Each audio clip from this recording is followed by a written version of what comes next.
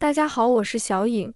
黑豆是日常生活中常见而又不平凡的粗粮，它的营养丰富，又超级好吃，每天坚持吃一点，好处多多。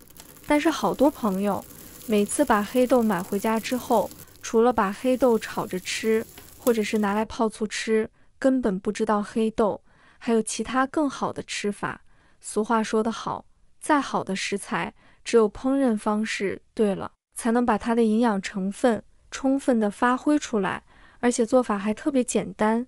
接下来跟着我的视频，一起来看一看具体怎么做的吧。首先我们准备一把黑豆，黑豆的量多少，可以根据自己喜欢来定步。先把黑豆挑选一下，把里面不好的、坏掉的、有虫眼豆子挑出来不要。这些不好的豆子呢，不仅不可以吃，而且还有毒素，同时呢，口感也发苦，所以说一定要挑选干净。接着我们往里面加入清水，下手像我这样来搓洗一下，把表面有灰尘和杂物清洗干净。黑豆在晒的过程中也没有经过任何处理，直接倒在地上或者是在席子上面就晒了。搓了几下后，我们来看看这个水是不是变得非常的浑浊了。把水倒掉，再加入清水，多清洗几遍，洗到水变得清澈为止。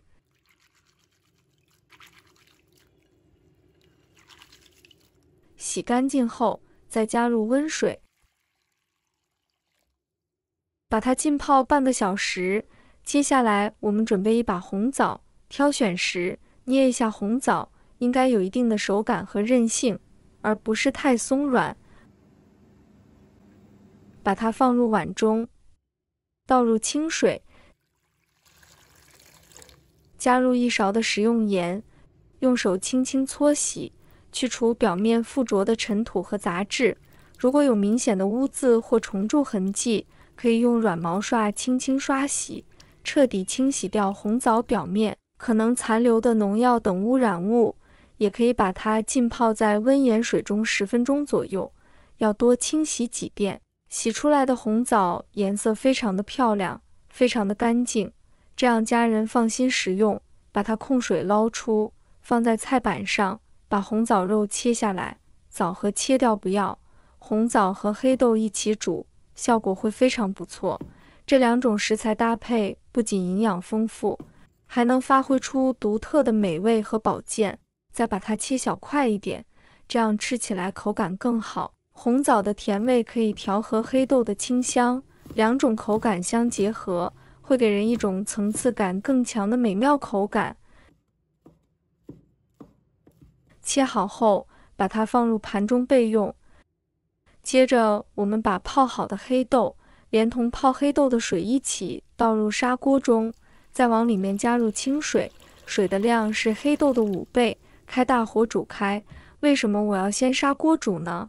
因为它能很好的保温，有利于黑豆水的慢炖慢煮，让营养更好的溶出。砂锅本身就具有很好的导热性，能够确保热量均匀分布，避免局部过热问题。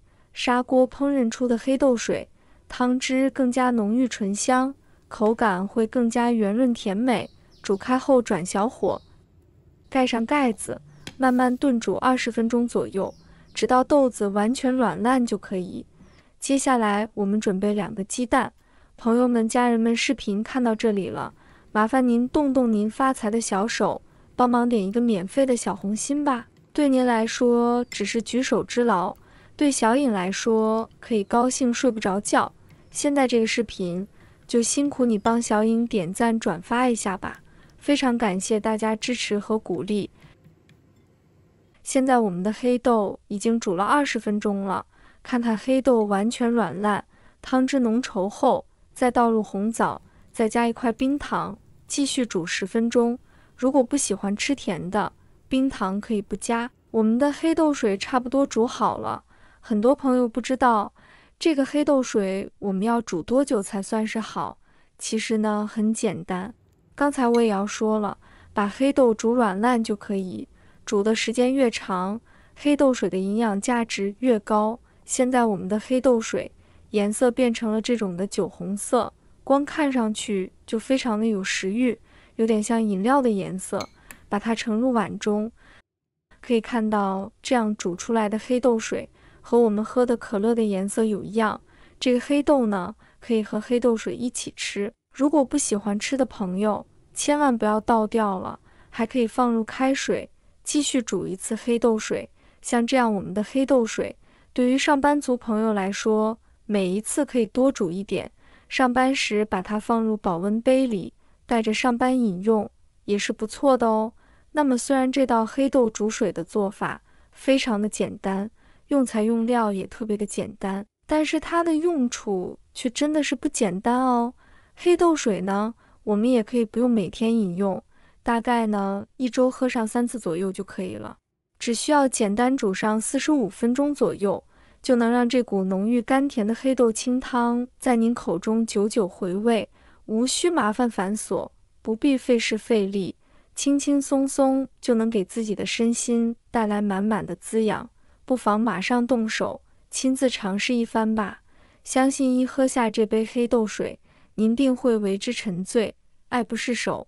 挑选黑豆时，选择颜色黑亮、光泽好的黑豆，避免有褐色、白色斑点或其他颜色的豆子。豆粒应饱满、坚实，避免选择那些干瘪、破损或有裂纹的黑豆。